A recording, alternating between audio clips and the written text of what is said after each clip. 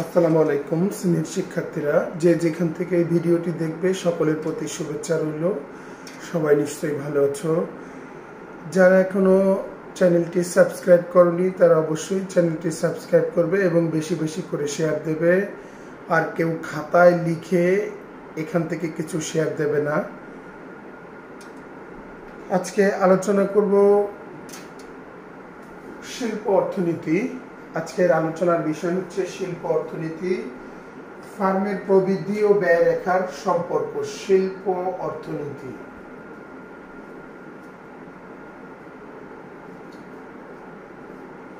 শিল্প অর্থনীতি দেখো, ফার্মের প্রবৃদ্ধি ও ব্যয় রেখার সম্পর্ক। তার আগে বলে নেই, ইকোনমিক্স ফ্যামিলি পেজে আছে, ওইখানে ফ্রি ক্লাস হয়। আর যারা পেইড কোর্স করতে চাও তারা যোগাযোগ করতে পারো। আমার বই আছে, দেখো, মুদ্রা ব্যাংকিং, অর্থায়ন, এবং এটা হচ্ছে মাস্টার্সের জন্য ব্যাংকিং প্রতিষ্ঠান ও নীতি সমূহ।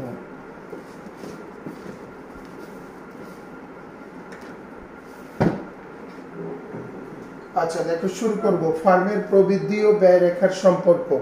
তাহলে এই কোশ্চেনটা পরীক্ষার জন্য খুবই গুরুত্বপূর্ণ একটা কোশ্চেন। ফার্মের প্রবৃদ্ধি ও ব্যয় রেখা ধারণা দুটি পারস্পরিকভাবে সম্পর্কযুক্ত। পূর্ববর্তী সময়ের তুলনায় চলতি সময়ে ফার্মের উৎপাদন বৃদ্ধির হারকে ফার্মের প্রবৃদ্ধি বলা হয়। প্রবৃদ্ধির একটা ডেফিনেশন দেওয়া হলো।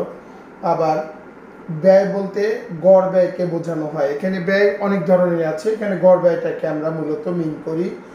মোট ব্যয়কে উৎপাদনের পরিমাণ দ্বারা ভাগ করলে যে ফলাফল পাওয়া যায় তাকে গড় ব্যয় বলা হয়।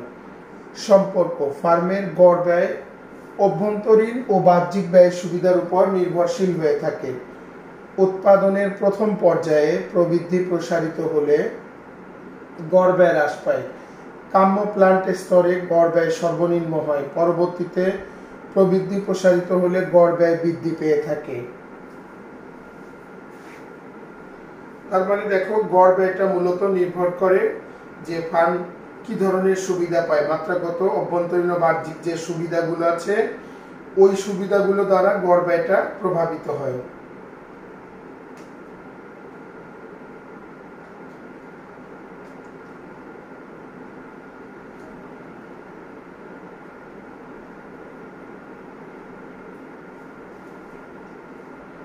এবারে দেখো, সম্পর্কের পরে আমরা এটা পরবর্তীতে বিশ্লেষণ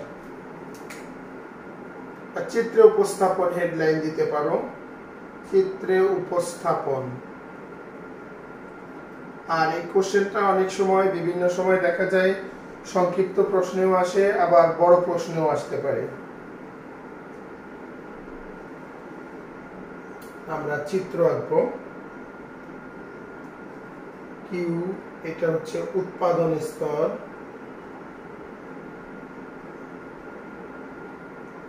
দ্যাট মিন্স এটাকে প্রবৃদ্ধিও বলা হয়। এখানে হচ্ছে এসি, গড় ব্যয়।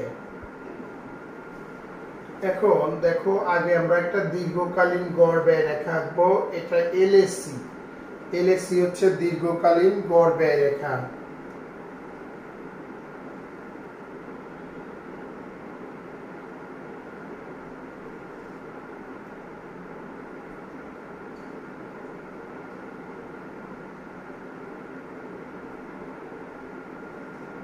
সর্বনিম্ন বিন্দু দিয়ে একটা রেখা টানবো।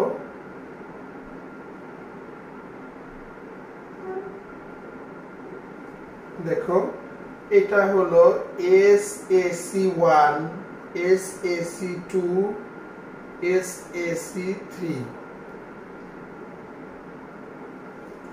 এখন এখানে প্রথমে দেখো দাগ দিলাম, এটা একটা, এটা একটা, তিনটা প্ল্যান্টকে আমরা এখানে আইডেন্টিফাই করব, ব্যাখ্যা করব।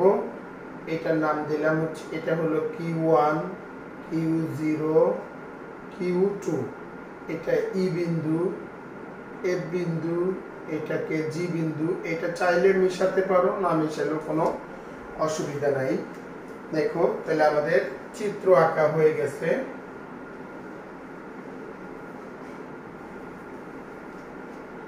চিত্রে এলএসি দীর্ঘকালীন গড় ব্যয় রেখা, দীর্ঘকালীন গড় ব্যয় রেখা যার মধ্যে এসএসসি 1, এসএসসি 2, এসএসসি 3 তিনটি স্বল্পকালীন গড় ব্যয় রেখা, তিনটি স্বল্পকালীন গড় ব্যয় রেখা অঙ্কন করা হয়েছে।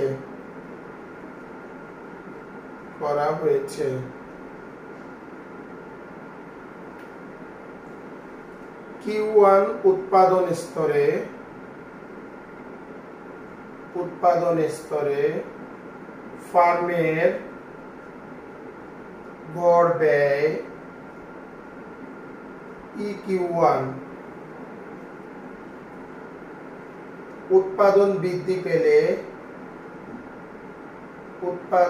বৃদ্ধি পেয়ে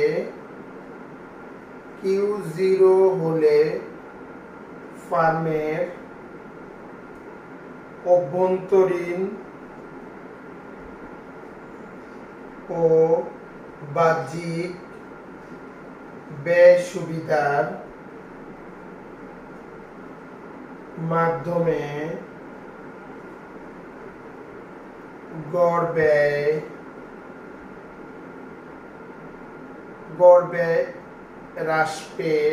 হ্রাস পায়। অর্থাৎ প্রথম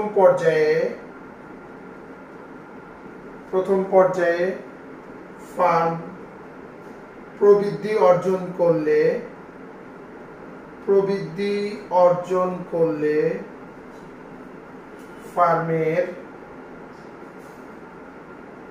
স্বল্পকালীন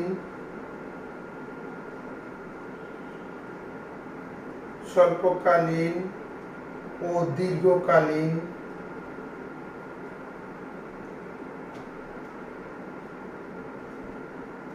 গড় ব্যয় হ্রাস পেয়ে থাকে।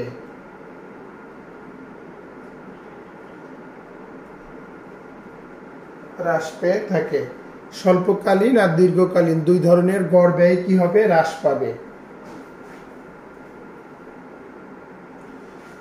এলএসি হচ্ছে দীর্ঘকালীন গড় ব্যয় রেখা যার মধ্যে এসএসসি 1, এসএসসি 2, এসএসসি 3 তিনটি স্বল্পকালীন গড় ব্যয় রেখা অঙ্কন করা হয়েছে। Q1 উৎপাদন স্তরে ফার্মের গড় ব্যয় হচ্ছে, দেখো এটা EQ1।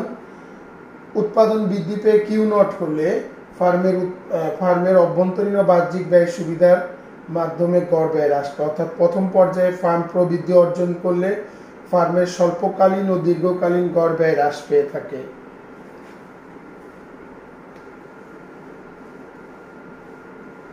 এরপরে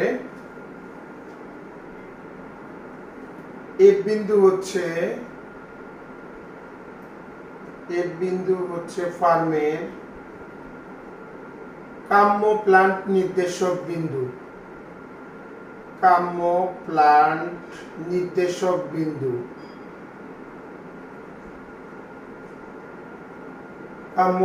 নির্দেশক বিন্দু যেখানে গড় ব্যয় সর্বনিম্ন হয়ে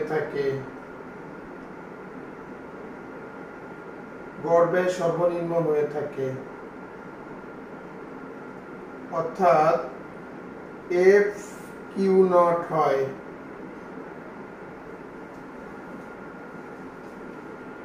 পরবর্তীতে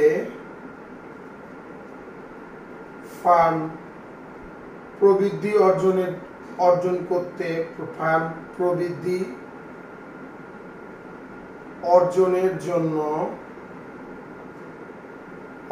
জন্য বেশি পরিমাণ ব্যয় করতে হয়। বেশি পরিমাণ ব্যয় করে থাকে, তাই গড় ব্যয় পুনরায় বৃদ্ধি পায়। পুনরায় বৃদ্ধি পেয়ে থাকে।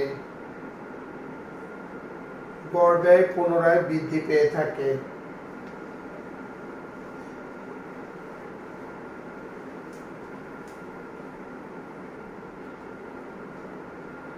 Q2 উৎপাদন স্তরে ফার্মের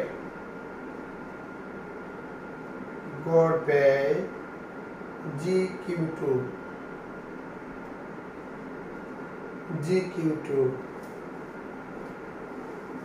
এক্ষেত্রে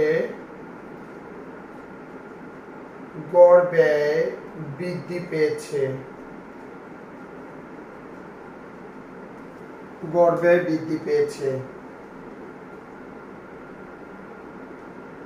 পরিশেষে বলা যায় যে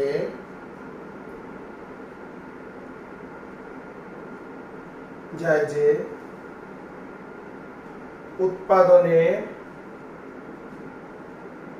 প্রথম পর্যায়ে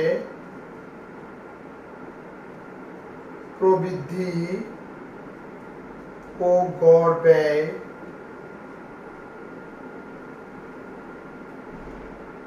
বিপরীতমুখী সম্পর্কে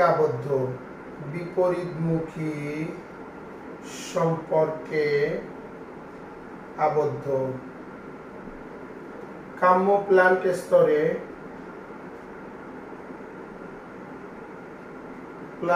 স্তরে গড় ব্যয় সর্বনিম্ন এবং পরবর্তীতে প্রবৃদ্ধি ও গড় ব্যয়ের সম্পর্ক ধনাত্মক হয়।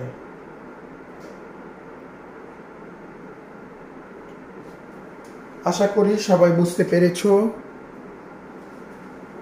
দেখো আমরা তাহলে কি করলাম, এখানে লিখছি যে উৎপাদনের প্রথম পর্যায়ে প্রবৃদ্ধি আর গড় ব্যয়ের মধ্যে বিপরীতমুখী সম্পর্ক, কাম্য প্ল্যান্ট স্তরে গড় ব্যয়টা সর্বনিম্ন এবং পরবর্তীতে প্রবৃদ্ধি আর গড় ব্যয়ের সম্পর্ক ধনাত্মক হয়।